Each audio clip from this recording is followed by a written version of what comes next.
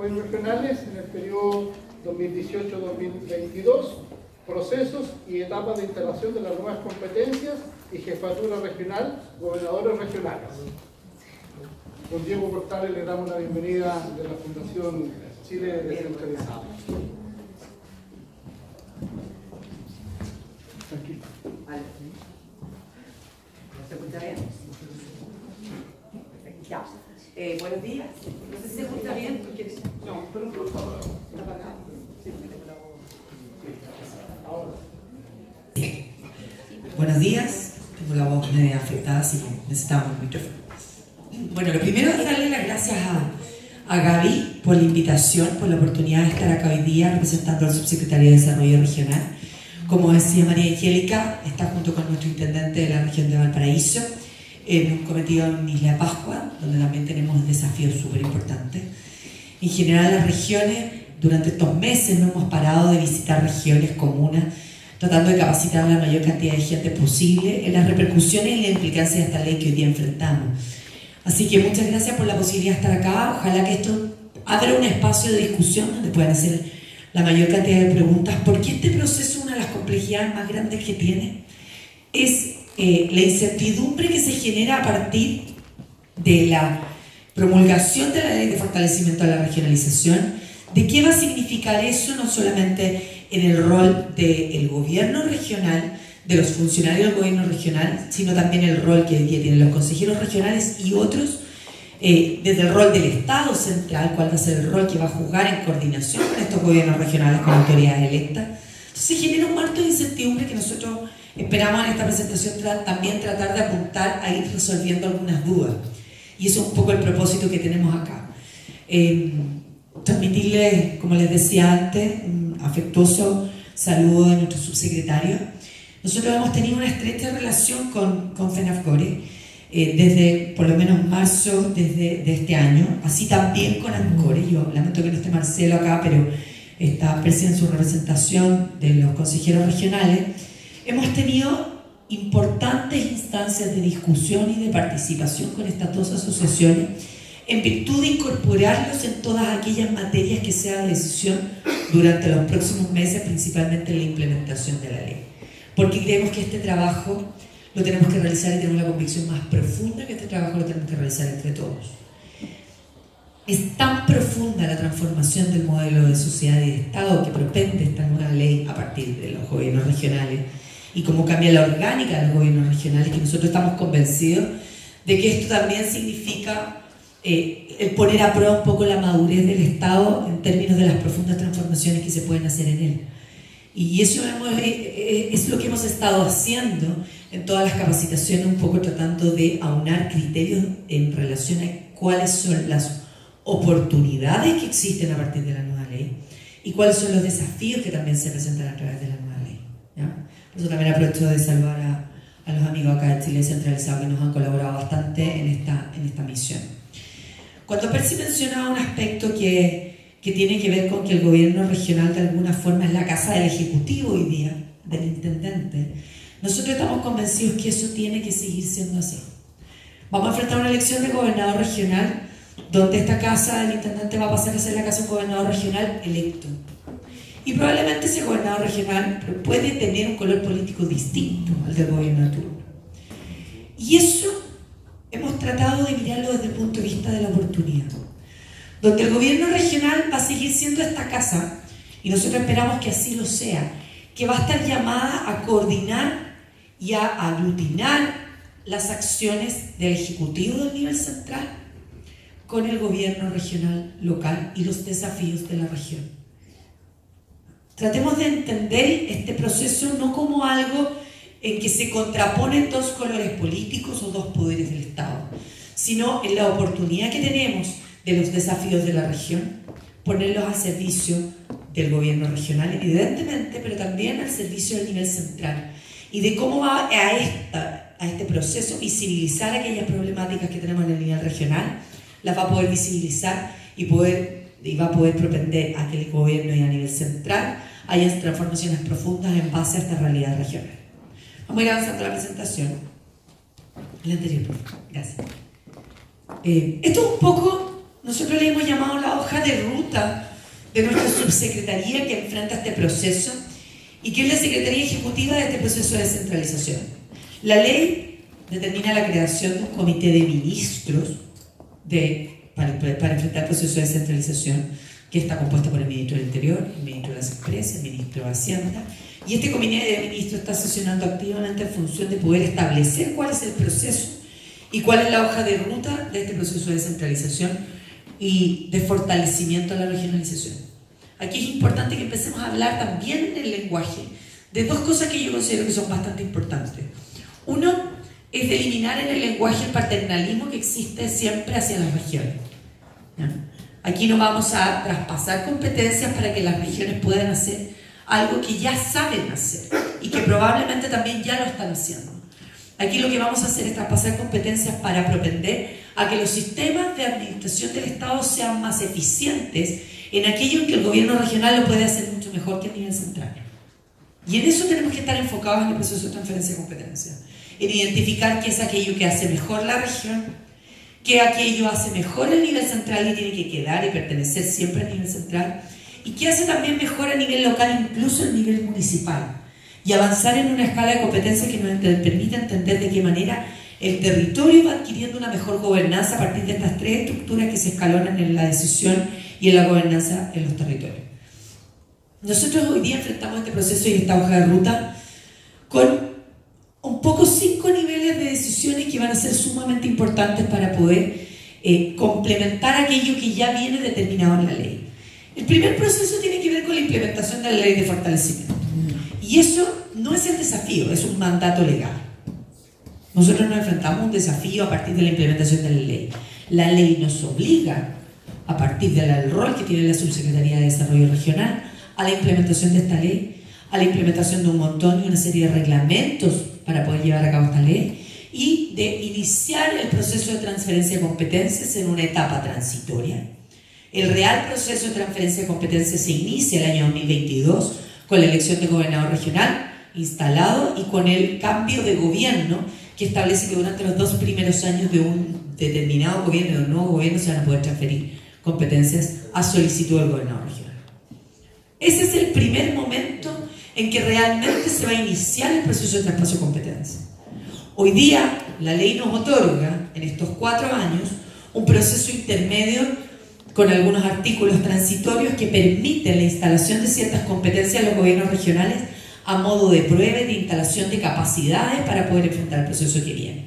¿No? Y aquí voy a ir más adelante un poco en el establecimiento de ese proceso y la importancia que tiene el cómo enfrentamos ese proceso a través de los gobiernos regionales. Pero lo primero es la implementación de la ley de fortalecimiento de la regionalización. Y en eso estamos en cuanto a la reglamentación y otros aspectos que lo vamos a enseñar más adelante. Lo segundo tiene que ver con avanzar en aquellos elementos que no están contemplados en la ley y que son sumamente necesarios para la implementación de la misma. Obviamente, saltan los elementos más relevantes como son el financiamiento y la responsabilidad fiscal. Y siempre nos van a escuchar hablar en la SUBDERE, al subsecretario de Desarrollo Regional, en particular a las jefas de división y a toda la estructura que compone la Subsecretaría Regional de estos dos aspectos en conjunto. Porque no podemos otorgar más herramientas de financiación si no otorgamos esas herramientas junto con mayor responsabilidad. Son dos elementos que tienen que ir de la mano. No por un aspecto, no por una desconfianza en los gobiernos regionales. Es porque en cualquier estructura del Estado que pretenda tener más administración de recursos y creemos que tenemos que avanzar hacia eso, tiene que ir ligado y aparejado con mayor responsabilidad. Y lo que nosotros vamos a ingresar al Congreso durante este periodo va a ser una ley de aporte de financiamiento de responsabilidad fiscal a nivel regional y comunal también. Porque creemos que estos dos elementos tienen que ir de la mano para enfrentar un proceso donde las regiones van a tener más autonomía, más independencia y más poder. El tercer aspecto y el fundamental en términos de cómo vamos a entregar más competencia a los gobiernos regionales tiene que ver con el financiamiento. Hoy día hay una comisión específica que reúne no solamente a la SUBDERE y a los gremios, a ANCORE y a FENAFGORE, que está tratando materias de financiamiento regional que también incorpora al Ministerio de Hacienda como elemento sustantivo en la definición de aquellas políticas de mayor financiamiento regional. ¿Y esto por qué lo señalo? Porque cuando hablamos de transferencia de competencias hay una cosa que yo creo que no se ha entendido en su totalidad. Las competencias que se van a comenzar a traspasar a los gobiernos regionales, a partir también de estos artículos transitorios que permite la ley durante estos 4 años, no necesariamente van a significar una administración de mayores recursos para los gobiernos regionales. La mayor cantidad de recursos está en muchos programas que no son transferibles porque no determinan competencia, y esto ha sido algo que hemos ido diagnosticando en la medida que hemos ido avanzando en la implementación de la ley y en la identificación de las competencias. Voy a poner un ejemplo. Cuando ustedes piensan en que ahora el gobierno regional, por ejemplo, va a poder manejar los subsidios de transporte, claro, hay una competencia que prácticamente solo se fundamenta si viene con los recursos aparejados de esos subsidios, ¿cierto? Pero, por ejemplo, la mayoría de las competencias que hoy día pertenecen a nivel central tienen que ver principalmente con planificación, diseño y ejecución de algunas políticas públicas, que muchas de ellas los recursos están o se encuentran a través de programas. Y los programas no son transferibles por esta ley. Por lo tanto, el cómo vamos otorgando a los gobiernos regionales de mayores recursos, no solamente a través de los programas, que sí también podemos ir traspasando a través de la ley de presupuesto, sino también a través de algunos elementos de financiación que propendan a aumentar el FNDR gradualmente, también son importantes para poder complementar el mayor poder que hoy día van a tener los gobiernos regionales, sobre todo en materia de planificación y en materia del diseño de algunas políticas públicas regionales. Por otro lado, también creemos que una cosa lleva a la otra, de avanzar en una política de transparencia activa, de confianza en las instituciones y en un proceso de modernización del Estado. Esta es una oportunidad para modernizar el Estado. Es una oportunidad para identificar a nivel local qué es mucho más atingente que realice el gobierno regional y que no tiene que estar radicado en el gobierno central, porque lo que no podemos hacer es duplicar estructuras, que es uno de los riesgos que se corre con esta ley. Porque si yo traspaso vialidad del MOP al gobierno regional, no puedo dotar de la misma estructura que tenemos en el gobierno regional, en el gobierno nacional, y duplicar esas estructuras. Tenemos que pensar y avanzar en un diseño institucional que nos permita un proceso de modernización del Estado, donde el gobierno regional se vea fortalecido, donde el gobierno a nivel central, por un lado, también puede ir reenfocando las funciones de los funcionarios que van a dejar de cumplir funciones a nivel nacional, porque esas funciones se van a abordar en el nivel regional. Entonces, acá hay un modelo de diseño de la institucionalidad del Estado en cada uno de los ministerios, que si no lo abordamos de esta manera, en el fondo nos acercamos hacia un real riesgo de duplicar estructuras, duplicar costos y engrosar el tamaño del Estado. Y no es la idea. Confianza en las instituciones y transparencia activa es un principio fundamental en el que quiere avanzar el gobierno del presidente Piñera y en el que nos ha pedido de alguna manera poder realizar los diagnósticos que propendan a cómo hoy día a aquello que le entreguemos más estructuras de poder tenga mayores mecanismos de transparencia a nivel central, regional y comunal. Y eso es una estructura en la que tenemos que ir avanzando, porque es la única forma que tenemos para que nuestros ciudadanos comiencen nuevamente a confiar en las instituciones, cosa y elemento que también es fundamental para propender a mayor participación de las políticas públicas regionales, a mayor participación en todas las estructuras del Estado, que también es otro elemento fundamental que no está abordado en esta ley y que también tenemos que empezar a mirar cómo hacemos partícipes del desarrollo regional a todos aquellos actores de la región que son relevantes para la construcción de este modelo de sociedad regional que propenda al desarrollo de nuestros territorios.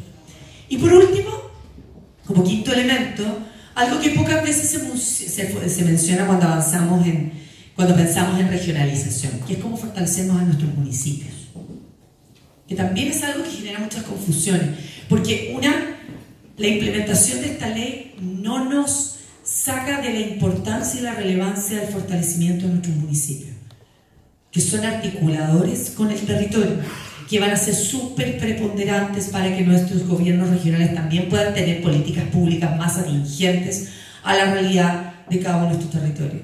Por lo tanto, también tenemos un desafío en modernizar las estructuras municipales y en avanzar hacia un tipo de municipio que pueda enfrentar el desafío del territorio en articulación con un gobierno regional. La ley nueva contempla no solamente convenios con los distintos sectores, sino también contempla la generación de convenios territoriales. Ayer en una capacitación en Iquique con los distintos gobiernos regionales de la macrozona norte, donde conversábamos de la importancia de los procesos de planificación en los gobiernos regionales y donde no hay mucho conocimiento de qué se establece la ley a partir de estos convenios territoriales que se mencionan. Bueno, los convenios territoriales es cómo nos sentamos, alcaldes y gobierno regional, a discutir una política pública de la región y cómo avanzamos en conjunto hacia ella, además del nivel central. También es importante que avancemos en eso y que podamos ir definiendo cómo vamos a estructurar estos convenios territoriales en función de las necesidades de la región. No olvidemos que lo que vamos a tener que cuidar hoy día con un gobernador regional electo son los desequilibrios territoriales. Esto es un desafío enorme en términos de que vamos a encontrar un territorio donde la mayor cantidad de votos va a estar en una determinada parte. Y lo que tenemos que evitar es que haya una tentación de ir a enfocar políticas o inversiones en aquellos lugares donde hay más población o más votación. Y para eso, el desarrollo del capital humano, aquí planteo cuáles son los principales ejes de enfoque de nuestra subsecretaría, tienen que ver exactamente con el rol de los funcionarios de los gobiernos regionales, con el desarrollo y fortalecimiento del capital humano que existe en los gobiernos regionales y en los gobiernos locales, para poder enfrentar todos los desafíos que mencioné anteriormente, la participación y la vinculación con la sociedad civil y la responsabilidad y el financiamiento regional. Por eso es que yo le agradezco cuando Gaby nos hizo esta invitación, le agradecemos profundamente en términos de que esto lo llama fortalecimiento del capital humano. Es uno de los desafíos más importantes no cubiertos por esta ley. Esta ley contempla dos aspectos de aquellos 5 que son esenciales para un proceso de fortalecimiento y de descentralización. Contempla una descentralización política fuerte a partir de la elección de gobernador regional, contempla una descentralización administrativa bastante importante a partir del establecimiento de las nuevas divisiones que crea la ley, pero faltan 3 elementos sustantivos que son de la descentralización fiscal, el desarrollo del capital humano y la participación y la vinculación con la sociedad civil. El gobierno regional no es suficiente para construir un modelo de desarrollo de la región. Necesita al sector privado, a la industria, a la academia, a los ciudadanos y a todos aquellos agentes de cambio de promoción de los territorios. Y eso es sumamente importante para entender la complejidad del proceso que vivimos. Estos son algunos de los aspectos esenciales de la ruta que nosotros nos hemos trazado para enfrentar los desafíos que tenemos, que parten desde la regulación y estamos trabajando el año 2018 en la regulación que nos establece la ley, a partir de los 7 u 8 reglamentos, algunos fusionados, por eso son 9 en total, pero nosotros hablamos de 7 reglamentos que aborda la ley de fortalecimiento de la regionalización, que van desde los territorios de rezago, cómo se definen, cuál es la nueva definición de territorios de rezago, el traspaso de competencias, cuál es el reglamento que regula las transferencias de competencia, tanto de oficio por parte del Presidente de la República, como a solicitud de los gobiernos regionales. También el de marcos ítems presupuestarios, que va a cambiar la relación del gobierno regional con el Consejo Regional. La ley establece que ya no se aprueba proyecto a proyecto, y eso va a ser un cambio brutal para las estructuras del gobierno regional. Al tener el gobernador regional la potestad de aprobar en forma, sin consultar al Consejo, todo aquello que esté por debajo de las 7.000 UTM, si nosotros y ustedes, como gobierno regional, como funcionarios del gobierno regional, no asumen el desafío que tenemos en virtud de la planificación, no sé en qué va a terminar la administración del gobierno regional. Lo quiero decir así de crudo, porque vamos a tener gobiernos regionales con excelentes gobernadores regionales, pero podemos tener gobiernos regionales con muy malos gobernadores regionales. Y esos desequilibrios territoriales en el país nos pueden destruir la estructura de país unitario, que de alguna u otra forma hemos cuidado durante estos 40 años, bien o mal, y afectando o no a nuestras regiones. Y claramente creemos que si bien esto propende y tiene que propender una oportunidad para las regiones, no puede desafectar a algunas regiones en función de una determinada administración. Y aquí el rol del Consejo Regional es clave y el rol del gobierno regional es clave. Si nosotros no avanzamos a tener un gobierno regional que propenda a tener planificaciones, determinaciones de prioridades, focalizaciones de inversiones, la verdad es que vamos a terminar entregando recursos donde está la mayor cantidad de votos. Y eso es lo que puede ocurrir. Y ahí está el riesgo y lo que tenemos que, de alguna forma, tratar de evitar a partir de estas reglamentaciones que nos implica la ley. Por otro lado, también se desarrollan los reglamentos de áreas metropolitanas, voy a mencionar los más relevantes, que establecen las mínimas condiciones para poder determinar cuál es un área metropolitana. Nosotros las proyecciones que tenemos, creemos que vamos a llegar aproximadamente a 7 u 8 áreas metropolitanas, ¿ya? Dentro de las cuales Valparaíso claramente va a terminar comprendido como un área metropolitana probablemente.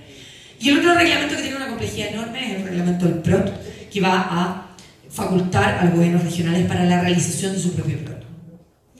Y aquí yo quiero hacer un llamado para aquellos instrumentos que son vitales para el gobierno regional, que están en manos de ustedes, que son la Estrategia Regional de Desarrollo y el PROT regional. Son los dos instrumentos que, a diferencia, en el caso del PROT, de lo que teníamos antes, hoy día es vinculante en la inversión y en la acción del territorio. Y eso va a cambiar la forma de enfrentar la coordinación intersectorial, la coordinación público-privada en los territorios y la coordinación también con los agentes locales como lo son los municipios. Porque nos va a obligar a mirar el territorio en su integralidad y a entender dónde tienen que estar focalizadas las inversiones, de alguna forma también las infraestructuras que puedan provocar un daño medioambiental y cómo vamos a poner inversiones ahí para poder mitigar esos daños. Y todas aquellas obras de infraestructura y de inversión que van a accionar la productividad y el desarrollo del territorio. En un segundo periodo, vamos a avanzar a la otra lámina porque está un poquito más detallado que acá. No, perdón. Vamos a verlo acá. En un segundo periodo, desde el 2019 hasta el 2020, nosotros estamos enfocados como acción del Ejecutivo en la instalación de los gobiernos regionales, en la instalación de las nuevas divisiones, en las instalaciones del administrador regional y de la nueva estructura que tiene que empezar a comprender el gobierno regional. Estas estructuras, si bien por ley ya están mandatadas, ya están creadas, hemos tenido problemas presupuestarios para su implementación y eso no es desconocido por nadie. Y lo que le hemos pedido a Hacienda es que gradualmente vayamos avanzando en el establecimiento de esas divisiones para poder llegar al año 2021 con un gobernador regional electo, con todas sus divisiones ya establecidas para poder comenzar de buena forma la acción de gobernador regional. Por lo tanto, el año 2019 nosotros vamos a enfrentar la experimentación del proceso de traspaso de competencia, donde hoy día la ley faculta a 5 ministerios para iniciar este proceso de transferencia de competencia a mandato del Ejecutivo, que son el Ministerio de Transporte, el Ministerio de Vivienda y Urbanismo, el Ministerio de Obras Públicas, de Economía y de Desarrollo Social. Y nosotros lo que queremos hacer y lo que hemos propuesto y hacia donde estamos avanzando es en que al menos se transfiera una competencia por cada una de las materias que dictamina la ley. Eso quiere decir una competencia en materia de ordenamiento territorial, en materia de desarrollo social y humano y en materia de infraestructura y de productividad, industria y fomento. ¿Ya? Son las 3 materias que la ley mandata en cuanto al traspaso de competencia y al menos creemos que es necesario que se traspase una competencia en cada una de estas materias en un proceso que, insisto, es de experimentación y que implica cierta gradualidad porque también tenemos que ayudar a fortalecer las capacidades que hoy día existen en los gobiernos regionales, con la instalación de las nuevas divisiones y también con la capacitación necesaria a los funcionarios de los gobiernos regionales para poder recibir estos procesos de cambio que se están estableciendo con la nueva ley. Lo segundo es la instalación de las áreas metropolitanas. Aquí vamos a comenzar a adecuar la infraestructura de los GORES. Es necesario, hay algunos GORES donde tenemos que evaluar los espacios físicos donde hoy día están y cómo se va a propender a una inversión en el aumento de esa infraestructura, porque tenemos gobiernos regionales que hoy día no tienen la infraestructura posible para albergar 3 nuevas divisiones. Eso lo tenemos catastrado, lo tenemos identificado, lo estamos trabajando con Gobierno Interior para poder apoyar a nuestros intendentes en el establecimiento también de esos espacios físicos, porque no es fácil en algunos gobiernos regionales. Tercero, la ejecución del reglamento de marcos presupuestarios, donde ya esta lógica de administración entre gobierno regional y consejo regional va cambiando. Eso tiene su origen y su implementación a partir del año 2019. El inicio del programa de fortalecimiento del capital humano en regiones, porque este elemento, vuelvo a insistir, es fundamental para poder avanzar y aquí lo que hemos estado haciendo es trabajar con nuestra academia para poder recoger aquellas necesidades de los gobiernos regionales, de los funcionarios de los gobiernos regionales y también de los consejeros regionales que van a necesitar avanzar en un conjunto de capacidades que hoy día probablemente no se han entendido como prioritarias y primordiales, como son aspectos de planificación pura en materia de inversiones. Y obviamente también vamos a enfrentar la renuncia de autoridades ejecutivas que eventualmente vayan a ser candidatos a la elección del gobernador regional. Todo este proceso es lo que vamos a enfrentar el próximo año. El tercer año, que es el año 2020, que es la elección del gobernador regional, evidentemente también hay un proceso de información a la ciudadanía que va a estar liderado por la SUDERE. No el proceso eleccionario propiamente tal, pero sí información a la ciudadanía, porque para nosotros es sumamente relevante que lo que la gente entiende hoy día es que hay una elección de un gobernador regional. Escasamente es lo que entiende, pero no entiende o no tiene asimilado, porque no hemos sido capaces de comunicar en forma eficiente y tampoco hemos establecido un plan, y claramente lo tenemos establecido para el año desde el 2019 en adelante, un plan donde la ciudadanía, los actores regionales también comiencen a comprender la participación que tiene que haber en el desarrollo de las estrategias región de aquí en adelante. La participación se crean los COSOR, que son los consejos regionales de la sociedad civil. El establecimiento de los COSOR también impone desafíos en materia de participación. Y otra de las mesas que estamos trabajando junto con la bancada regionalista y las asociaciones de funcionarios de FENAFCORE y ANCORE es precisamente en cómo introducimos mecanismos eficientes de participación de la sociedad civil en este momento tan importante para el desarrollo de la región. Nos toca y corresponde la difusión de la elección del gobernador regional, la preparación de la entrega de las administraciones regionales el 6 de enero del año 2021. Nosotros tenemos que tener un gobernador regional electo con su gobierno regional y su consejo regional funcionando a plenitud, pero también tenemos que tener un delegado presidencial regional funcionando en la coordinación que éste va a establecer con los CEREMI. Y ese cambio, importante en términos de infraestructura, de separar las funciones del Ejecutivo del gobierno regional, también es algo que nos va a tocar de aquí al año 2020. Nos va a tocar el último presupuesto de los intendentes del año 2020 para ser ejecutado el año 2021 por los gobernadores regionales. Eso también va a imponer desafíos en cómo vamos dotando a partir de la ley de presupuesto de mayores herramientas a los gobiernos regionales para poder recibir aquello que se nos impone como desafío con la elección de gobernador regional. Y finalmente el año 2021 va a ser un año bien particular en la administración regional. Y yo aquí tengo alguna diferencia con lo que plantea Gaby. Yo espero, y esto puedo estar hablando desde la buena fe, espero que este sea un proceso donde los gobiernos regionales avancen en, de alguna forma, una situación más estable en la administración. Porque si bien vamos a enfrentar una elección cada 4 años, hoy día en algunos gobiernos regionales tenemos cambios de intendente cada un año. Tenemos regiones que en 4 años han tenido 4 intendentes. Entonces, esta inestabilidad que muchas veces con la Gaby hemos conversado, yo tiendo a pensar que con la elección del gobernador regional, en la medida que haya una buena gestión, en la medida que haya un gobierno regional que entienda cuáles son sus planificaciones, que entienda cuál es su estructura y cuál es su camino, más allá de la conducción política que va a tener el gobernador regional electo, que evidentemente va a ser candidato durante 4 años a su reelección. Yo creo que eso puede producir niveles de estabilidad si trabajamos bien la estructura del gobierno regional. ¿Ya? Entonces, pero para eso tenemos que hacer un proceso de cambio profundo, de entendimiento de cambio. Nosotros hemos conversado con la academia de lo importante que es abordar este proceso también desde la construcción de cambios. En las empresas se hace mucho. Y también a lo mejor desde el gobierno regional podríamos comenzar procesos de estructura de cambio para poder enfrentar lo que viene. Pero principalmente también entendiendo que el gobierno regional va a tener un rol que no se va a poder mover de su planificación, de sus desafíos, en virtud de los desafíos políticos que pueda tener un determinado gobierno regional. Y ahí ustedes tienen un rol que es preponderante, de establecer cuáles son esos desafíos y de cumplirlos en el día a día para que no se nos salga de la acción un gobernador regional que podría tener una legítima tentación de accionar los recursos y las inversiones en el territorio en función de una determinada elección. Separamos las estructuras de la administración regional de gobierno interior. Asume el gobernador regional electo.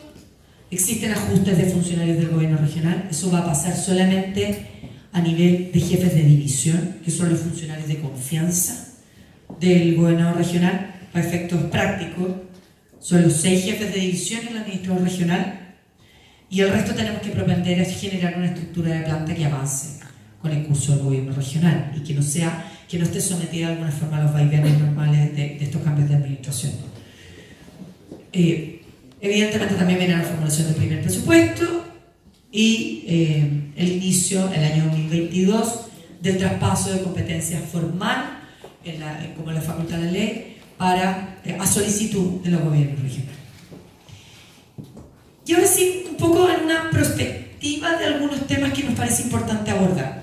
Si me estoy alargando mucho, usted me corta acá. ¿Cuáles son los principales problemas que enfrentamos? Y esto lo quiero poner en esta única lámina. Por un lado, la institucionalidad. No sabemos cómo va a funcionar la institucionalidad que hoy día tenemos con un proceso que es completamente distinto. No lo sabemos. Aquí es cuando volvemos a lo que yo les planteaba anteriormente, que esto va a poner a prueba el sistema y la madurez política de nuestras instituciones. Nuevamente. Yo creo que si generamos las condiciones, si generamos una visión y un acuerdo, y un poco lo que hemos tratado de hacer con las bancadas regionalistas, en el que todos tenemos de acuerdo en que tenemos que avanzar, podemos avanzar en que finalmente las regiones terminen siendo más descentralizadas en virtud del desarrollo de los territorios. Pero para eso tenemos que trabajar en un plan común, que propenda a una mayor descentralización política, pero también propenda a mecanismos de participación, de transparencia y control ciudadano que permitan que el gobernador regional tenga una contabilidad y que propenda siempre a responder a los desafíos de la región, acordados y establecidos en un acuerdo amplio, que es, para estos efectos, lo que se establece en las estrategias regionales de desarrollo. Y eso es lo que deben ser las estrategias regionales de desarrollo. Un acuerdo amplio entre los distintos miembros de una región para poder avanzar en los desafíos y oportunidades de esa región. En segundo lugar, enfrentamos un problema con las capacidades, y esto no quiere decir que en regiones no haya capacidades, sino que tenemos que fortalecerlas en virtud de la responsabilidad que hoy día van a tener. Y tenemos que propender a fortalecer los gobiernos regionales con aquellos que son los elementos que hoy día necesitan. Yo les pregunto, ¿tienen los gobiernos regionales las herramientas necesarias hoy día para poder hacer los PROT? Eso es algo que tenemos que ir cuestionando. Quizás son insuficientes en la cantidad de personas que abordan una problemática. La mirada de las capacidades no tiene que ver con que las regiones no sean capaces, sino que también tenemos que propender a que el capital humano se quede en las regiones y no se vaya a Santiago. Tenemos que propender a generar incentivos para que los funcionarios del gobierno regional también vayan avanzando en sus capacidades y en el reconocimiento de esas capacidades a través de programas de capacitación y de fortalecimiento. Tenemos que avanzar para que el gobierno regional también